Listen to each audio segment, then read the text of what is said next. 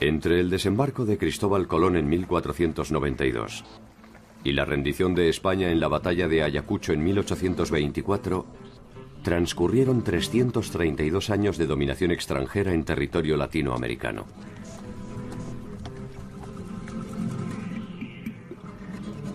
Ninguno de los monarcas españoles conoció nunca el territorio americano en ese lapso.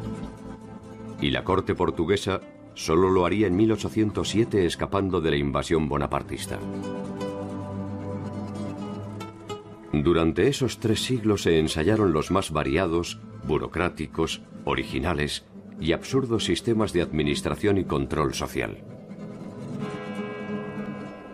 Tarde o temprano todos fracasaron y acabaron dando origen a la crisis del sistema. ¿Cómo y por qué se derrumbó el sistema de dominación colonial?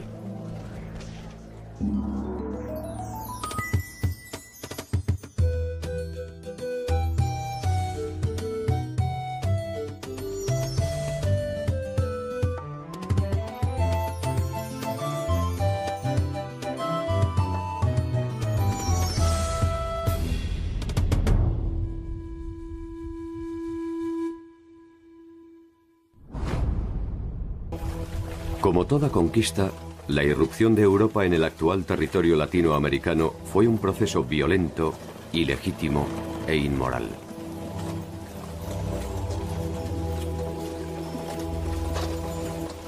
Una mirada tradicional explica los 3 siglos de dominación a partir de la ventaja tecnológica del invasor.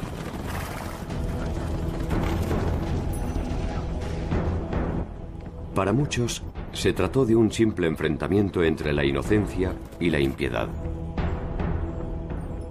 Sin embargo, los comportamientos de las sociedades originarias y emergentes jugaron un papel decisivo en la colonización. Muchas veces para rechazarla y otras tantas para consolidarla. Un pensador mexicano muy importante del siglo XX, José Vasconcelos, escribió una vez que la conquista de México la hicieron los indígenas y la independencia la hicieron los españoles. Esa frase es claramente irónica, pero tiene mucho de verdadero, ¿no? Realmente, como hemos visto, el ejército que conquistó Mexico Tenochtitlan y que destruyó el poderío mexica fue un ejército mayoritariamente indígena.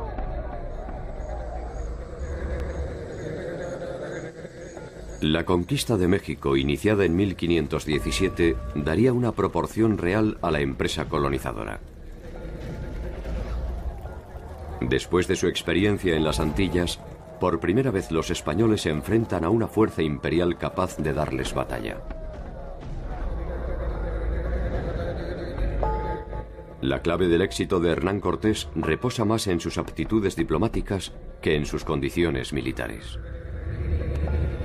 Cortés era un gran político, porque fue un hombre que supo identificar la posibilidad de las alianzas con los indígenas, que supo construir esas alianzas y que luego fue muy meticuloso en honrarlas y en mantenerlas a cualquier costo, porque sabía que esa era la clave para ganar el poder. Cuando los españoles se dan cuenta que venciendo a las cabezas de estos señoríos, toda la población se da por vencida sin prestar resistencia. Si han vencido a mis jefes o a los pueblos que han dominado a mi pueblo, quiere decir que yo no tengo ninguna posibilidad de resistencia.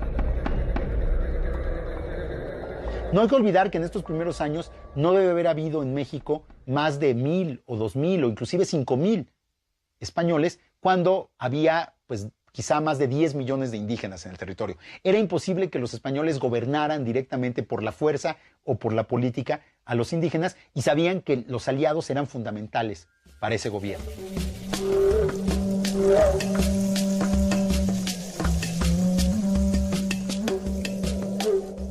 Podría resultar extraño que tamaña desproporción no haya desembocado en una resistencia más decidida y se haya reducido a esporádicas rebeliones. El régimen de tenencia de la tierra puede ser una de las razones de esta pasividad.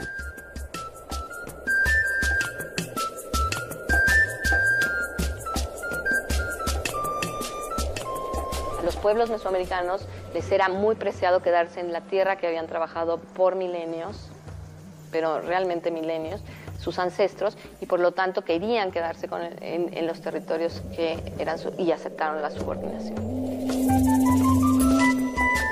Las tierras de los indios eran inalienables. Por eso que además el sistema no es un sistema feudal, porque otra de las cosas que no podía hacer era quedarse con la tierra de los indios. Lo hacía ilegalmente, pero legalmente no podía. Estos primeros 50 años establecieron una tensión constante entre las aspiraciones de los reinos europeos y las realidades que en Latinoamérica encontraba la avanzada colonizadora. Lo que hubo a lo largo del siglo XVI fue una negociación entre los españoles y los indígenas para ver cuántos privilegios iban a conservar, de qué manera se iban a conservar, cómo se iba a gobernar la Nueva España respetando a los pueblos aliados. Conforme los españoles fueron ganando fuerza, fueron respetando menos a los aliados. Y conforme obviamente los aliados se fueron debilitando, fueron perdiendo muchos de los privilegios que tenían. El sistema de gobierno, de alguna manera, tenía que regirse por un cuerpo de leyes. El rey no podía manejar esto, ¿no?, en forma personal. Hacía un consejo, como hay otros consejos en España, un consejo dedicado exclusivamente a los asuntos de Indias. El consejo sugiere, el rey decide, y los funcionarios coloniales intentan cumplir las leyes, atendiendo las demandas crecientes de quienes viven en América. Imaginar que dos mundos tan diferentes podían funcionar sin conflictividad transforma la empresa en una cruzada irracional.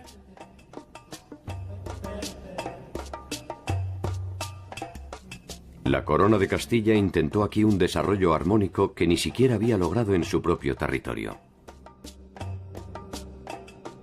No hay que olvidarse que nosotros hablamos de España, pero que España no existía. España era un territorio en el que había muchos reinos, con sus propias jurisdicciones y sus fueros propios. Entonces lo que se va a aplicar acá en primer momento es la legislación de Castilla. La nutrida legislación que emanaba de España intentaba reglamentar la vida cotidiana, la convivencia entre dos culturas, las normas del comercio y el trabajo, y por si fuera poco, erradicar siglos de costumbres arraigadas. El problema de este Consejo de Indias es que la mayor parte de ellos nunca habían venido a América. Hubo algunos pocos casos de funcionarios que pasaron por América primero y luego fueron incorporados al Consejo de India. Esta gente nunca tenía una experiencia personal de cómo eran las Indias.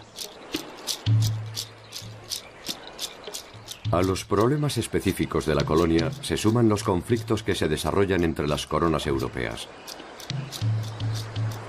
El nuevo mapa del mundo se define en las Cortes. Y el Papa actúa como árbitro de las disputas, otorgando derechos a sus aliados, España y Portugal. El descubrimiento de América se realiza por el financiamiento de muchas personas en Europa. En realidad, con el descubrimiento de América, hemos financiado el renacimiento europeo y tal vez España ha sido el país menos beneficiario. Han sido más los ingleses, los holandeses, los belgas, los alemanes, los italianos.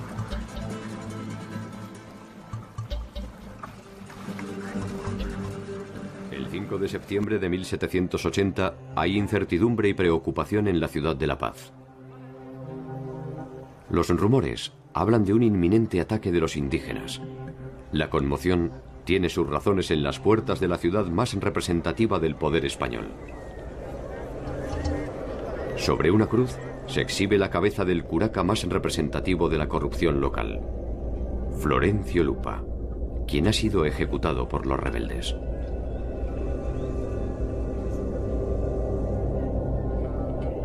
Ante el temor y el desconcierto de las autoridades españolas, Tomás Catari es detenido nuevamente.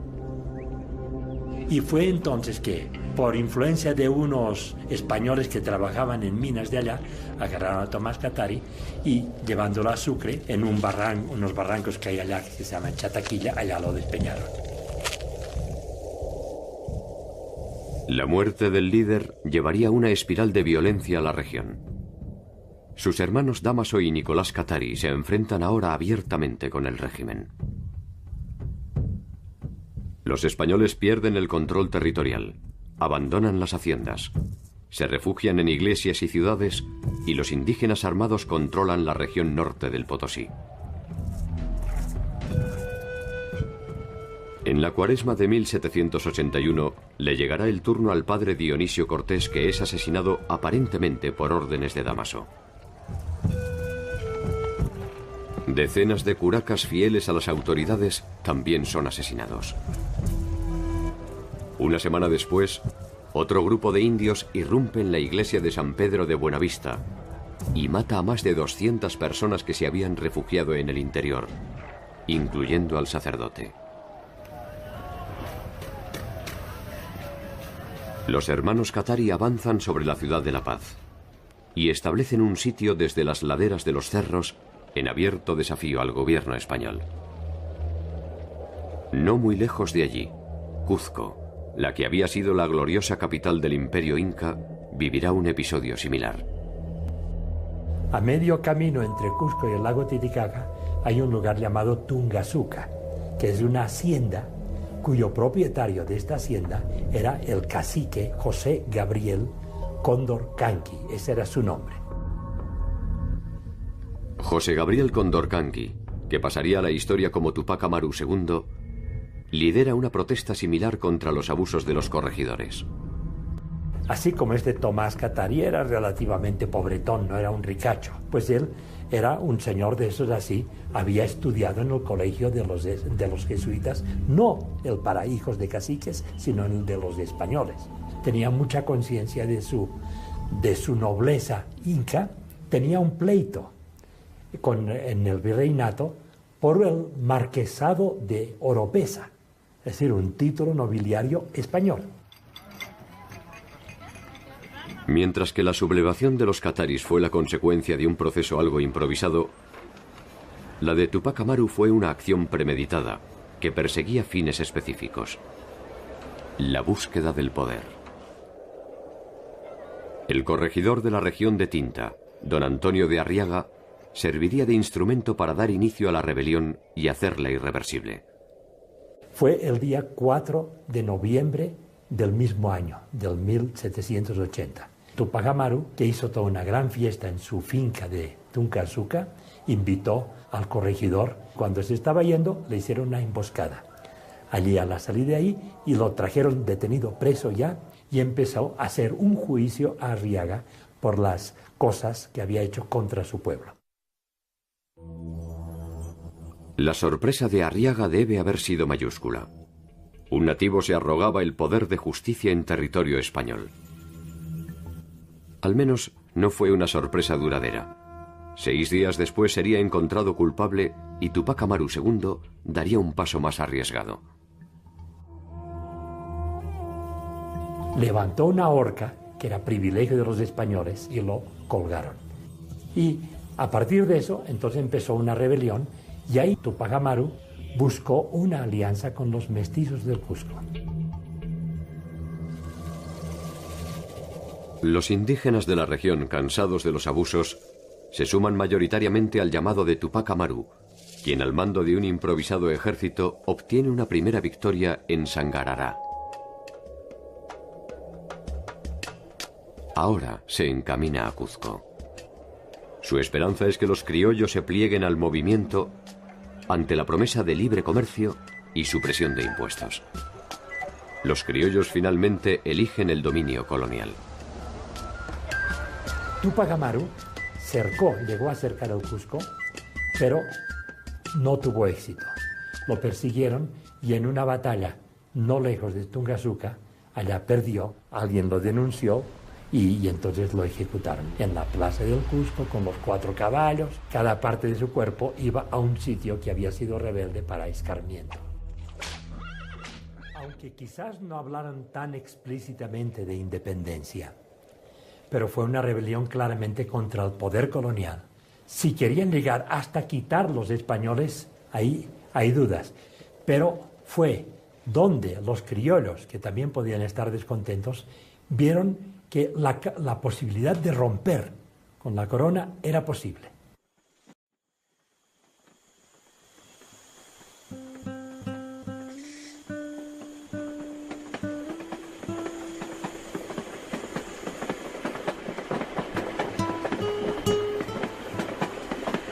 La próxima estación en la historia de Latinoamérica es la de las guerras de la independencia. Allí se detendrá el viaje de la conquista europea y se iniciará una nueva y no menos conflictiva instancia política.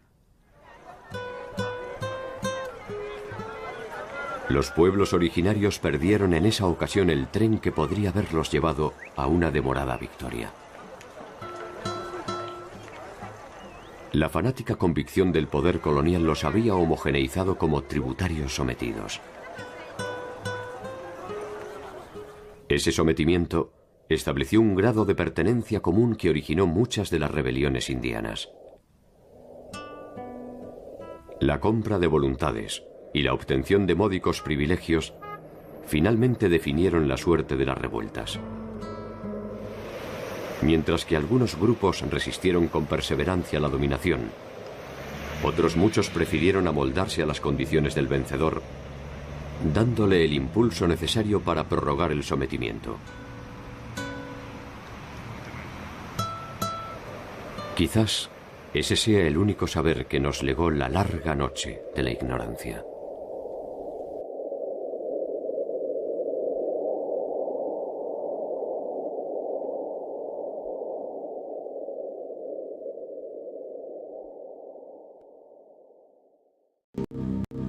Un caso especial de perdurabilidad política y teórica del ideal de la unidad lo constituye Centroamérica. En el territorio que actualmente ocupan las repúblicas de El Salvador, Honduras, Nicaragua, Guatemala y Costa Rica, la contigüidad territorial, la unidad lingüística, la tradición histórica, la comunidad religiosa y la particular conformación geográfica habían integrado en un sistema propio a los pueblos que lo habitaban bajo el nombre de Capitanía General de Guatemala.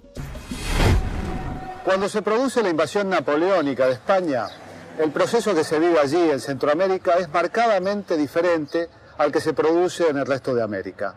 Se forman juntas, sí, pero no hay guerra contra el absolutismo. Los propios funcionarios españoles en Centroamérica se allanan a la nueva situación.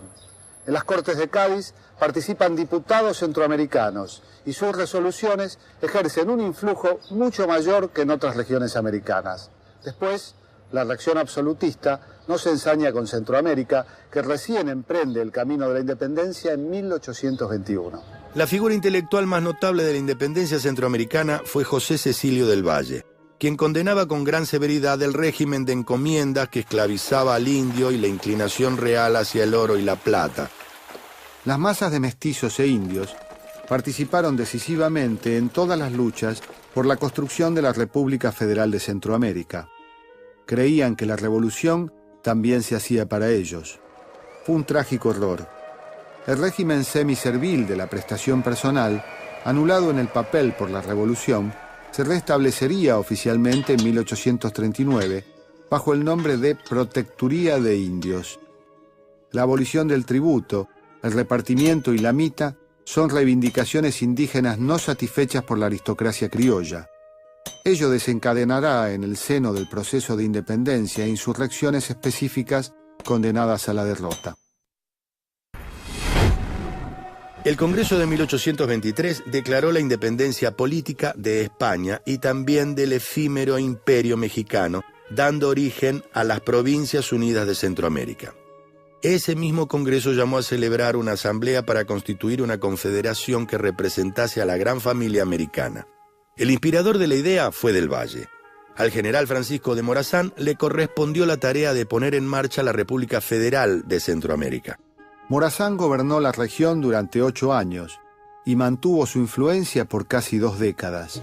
Fue la figura política y militar más notable del período. pero todo su poder fue incapaz de reunir en un solo Estado a los sectores de una economía centrífuga. La disolución de la República Federal de Centroamérica quedó formalizada en 1838, cuando el Congreso declaró que los estados eran libres para constituirse del modo que tengan por conveniente. 4 años después, en 1842, el general Morazán era fusilado por orden del general Rafael Carrera, el campeón del separatismo centroamericano. Gobernó Guatemala durante 30 años, estimulando en los otros 4 estados la división permanente a cargo de otros pillos de su misma laya, con la bendición de la jerarquía eclesiástica y los terratenientes. Las campañas militares que se intentaron para derrocar al general Carrera e imponer la unidad del Istmo fracasaron, básicamente porque el mayor poder exportador de Centroamérica residía en Guatemala, cuyos terratenientes apoyaban al campeón del separatismo.